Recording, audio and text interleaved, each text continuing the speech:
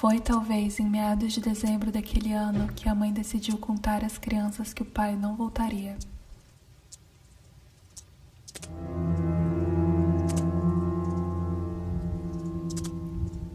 Durante os 5 meses que antecederam aquele mês, ela guardava uma carta de seu marido, uma carta que nunca chegou.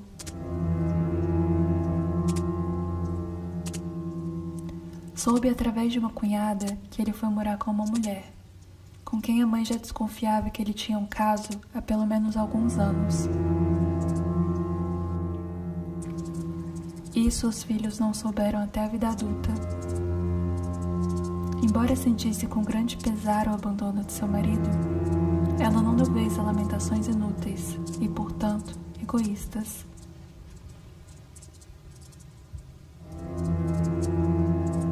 Assim como um devoto que perde sua fé, mas sabe que a vida segue, Silvana seguiu.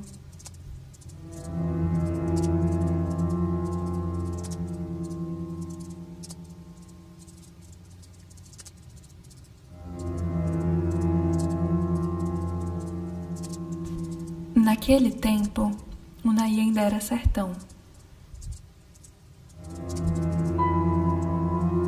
Às vezes era o silêncio que fazia barulho, e o céu era uma fina camada transparente entre a terra e as estrelas.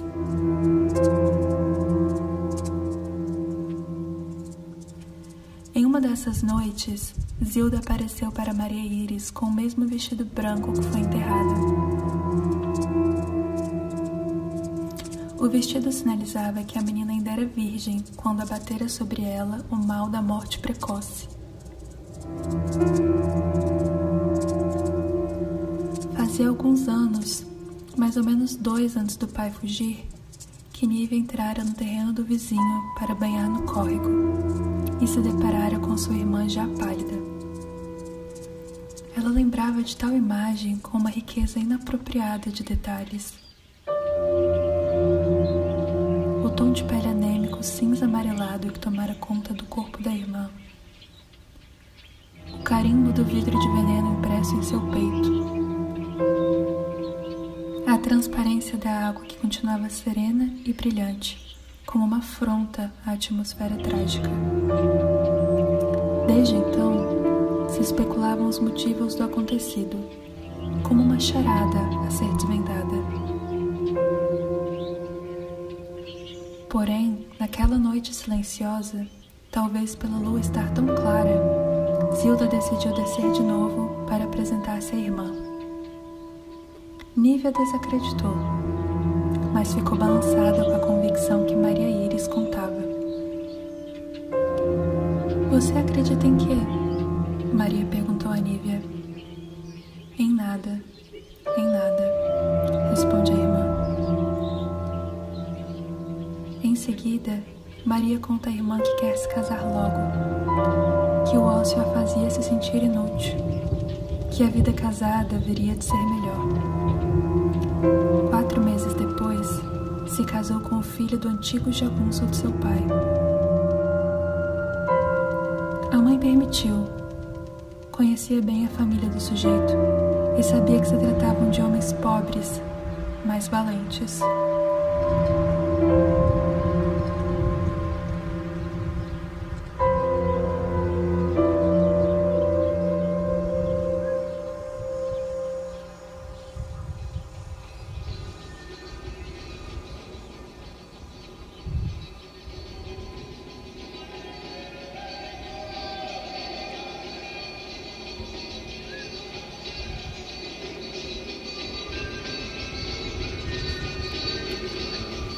Como já havia parteira, benzedeira, 5 filhos ao redor da grávida, e como as fitas da bandeira dançavam com os magos e o som da sanfona enfeitiçava a menina, Nívia decidiu se juntar aos foliões, e assim foi. Devotos ajoelhados e foliões bravejando as cantorias se revezavam naquela festividade beata.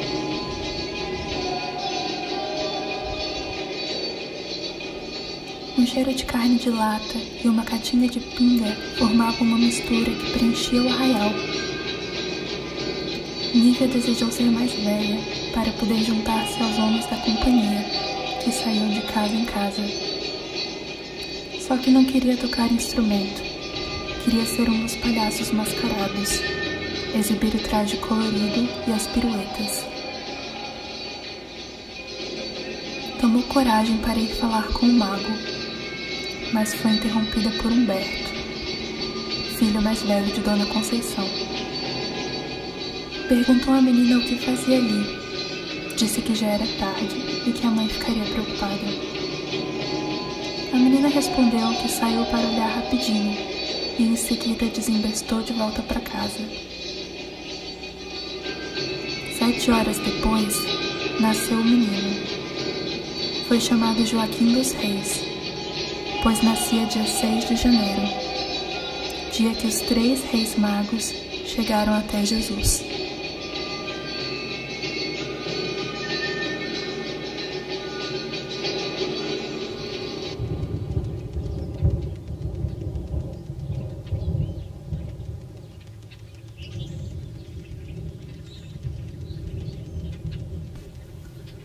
O grande pé de jatobá formava uma larga sombra no jardim, e era ali mesmo que acontecia a aula. Crianças de 5 a 15 anos, esquecidas num pedaço de terra, ainda sem escola e sem ônibus, aprendiam português e matemática com Alaide, moça que educou-se na cidade.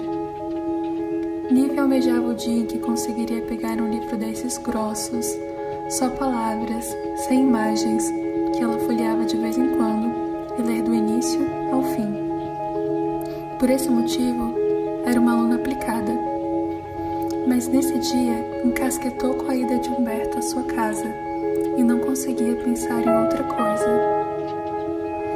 Estaria ele contando à mãe que viu a menina sozinha na Folia de Reis? Temeu outro castigo.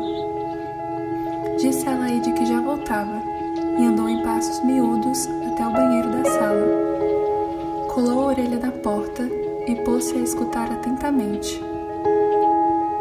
Ouviu a mãe queixar-se de dinheiro, que estava difícil tocar roça sozinha, que o sol havia prejudicado muito a colheita do ano, que pensava em viver só do gado e das galinhas. Nívia sabia daquilo, ou mais ou menos sabia, mas nunca tinha visto sua mãe se expressar com tanta lamúria. Depois a ouviu dizer que precisava casar suas filhas diante do futuro incerto daquela família. Foi tomada por uma palpitação no peito, uma falta de ar. Saiu de lá correndo e voltou para a aula no quintal. Pôs-se a ler, errando mais que de costume.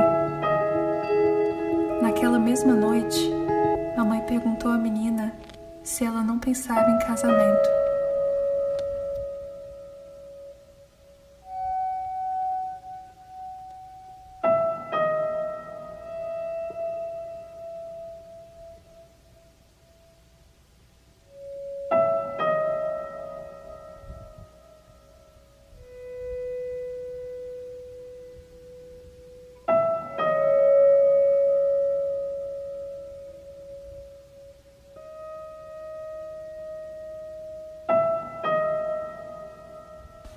Desde que o pai havia partido, o fumo já não era mais fonte de renda da família. A mãe achava penoso curar e preparar o tabaco. Mesmo assim, mantinha a plantação. Em algum dia, pela tarde, ela disse a Nívia que depois de ordenharem as cabras, as duas iriam entregar folhas de tabaco para Humberto. Ela acreditava que Nívia deveria se acostumar com ele e então se acostumar à ideia do casamento. Foram até sua casa. Humberto lhes contou que esteve em São Paulo na semana anterior, e seus relatos da cidade pareciam exercer um poderoso fascínio sobre a mãe. A mãe disse que seu pai lhe contava histórias sobre a cidade, mas eram outros tempos. Naquela época, a cidade ainda cheirava a cavalo. Enquanto conversavam, Humberto acendeu seu cachimbo e começou a apitar. Aquela imagem provocava a menina. O cachimbo era comprido, feito de madeira e barro, um cachimbo qualquer. No entanto, Era a mão que segurava o cachimbo que inquietava a menina. As unhas pareciam mais chatas que o natural. Era uma mão cheia de veias, nós grossos em cada falange. O homem continuava a fumar seu cachimbo. A mãe continuava a fantasiar algo sobre São Paulo. Enquanto isso, a mão parecia mais e mais disforme, mais e mais estranha. Os pelos pretos e grossos nas bases dos dedos se destacavam da pele e se embaralhavam uns nos outros. No dorso da mão, pelos em maior quantidade se aglomeravam entre si. Lembrava a tarântula que aparecera recentemente no paiol, com a diferença de que os pelos da tarântula se enfileiram na mesma direção, de maneira organizada. Nívia se obrigou a desviar o olhar. Humberto se despediu da menina, botando a mão em sua cabeça. O casamento foi marcado meses depois. Passado um ano, veio o primeiro filho. E outro, e outro, e outro, e outro.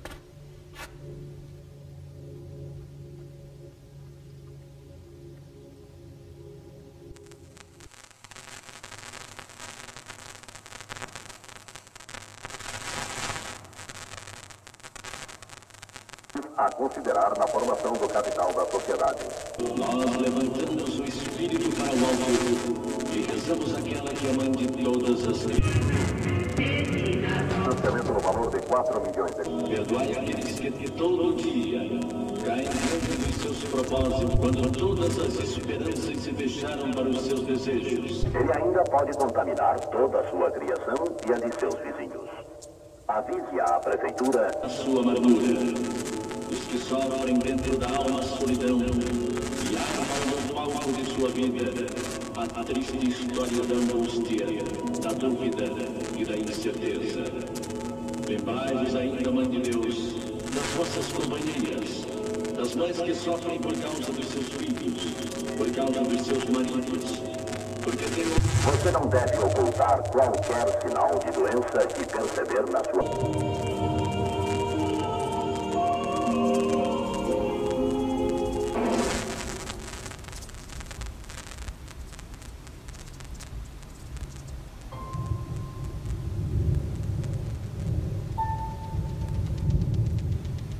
Novembro, mês de fartura na terra. As crianças eram 5, 4 paridas de Nívia, mais um filho bastardo que ela pegou para criar por dó. Brincavam no barracão, escalando as pilhas de colheita. Pelas 3 horas, começou a fazer vento de chuva. O vento foi ficando forte. Nívia correu para o barracão. Dali em diante, a fúria da chuva engolia o que encontrava pela frente. Assistiram a lama se arrastando por entre os móveis, as portas, os sacos de safra e a colheita que ainda estava por vir. Chuva muita castiga a plantação. Humberto tentou salvar o que não fora inundado, mas poucas foram as espigas de milho que não esmureceram com a chuva. O estrago foi grande e as dívidas começaram.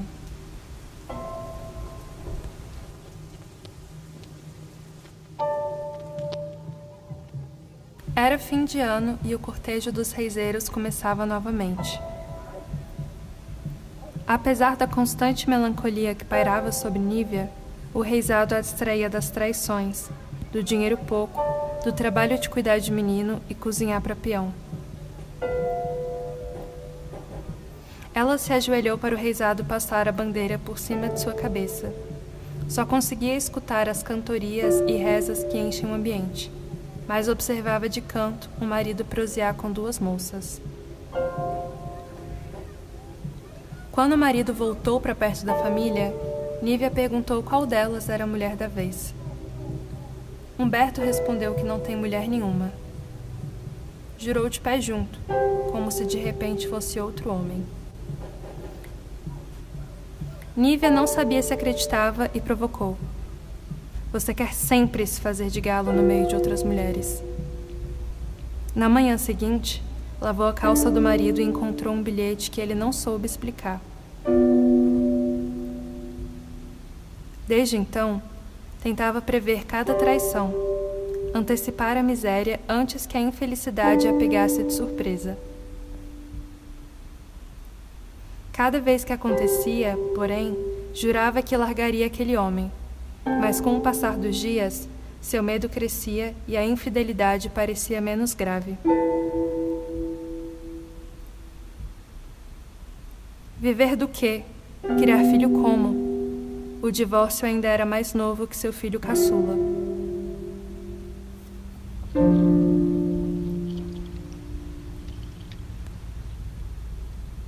Por 5 anos, moraram de favor na casa de um primo.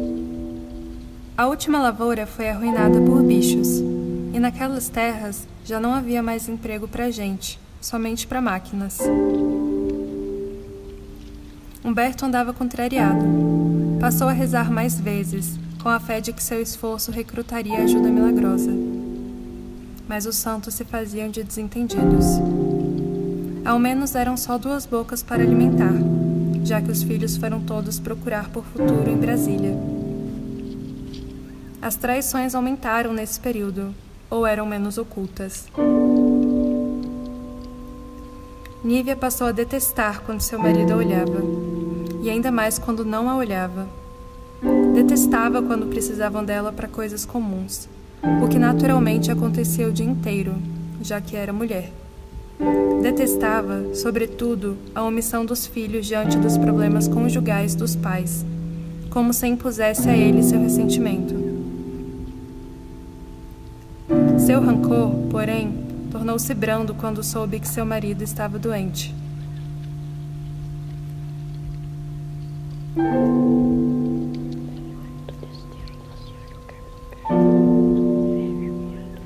Tentaram de tudo para curar Humberto.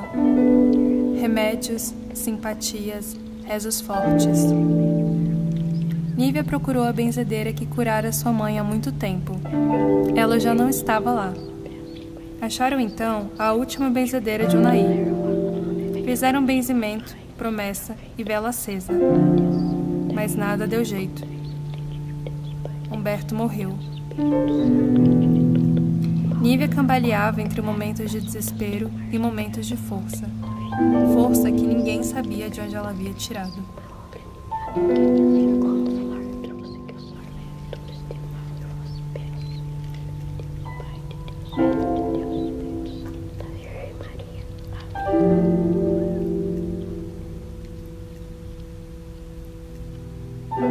Os filhos discutiam entre si com quem Nívia ficaria. Decidiram que a viúva moraria com o filho do meio. Assim foi feito. Porém, poucos meses depois, Nívia sumiu. Sem carta, sem telefonema, sem cerimônia. Os filhos procuraram por ela, e o máximo que conseguiram foi saber que sua irmã Maria Íris tinha notícia dela, mas havia jurado não contar nada. 10 anos se sucederam até Nívia decidir voltar, já bem senhora. Quis morar só e ninguém a convenceu do contrário. Alguns dias antes de sua partida, uma neta perguntou à avó por que ela fugira. E Nívia respondeu: porque eu sabia que era a última chance.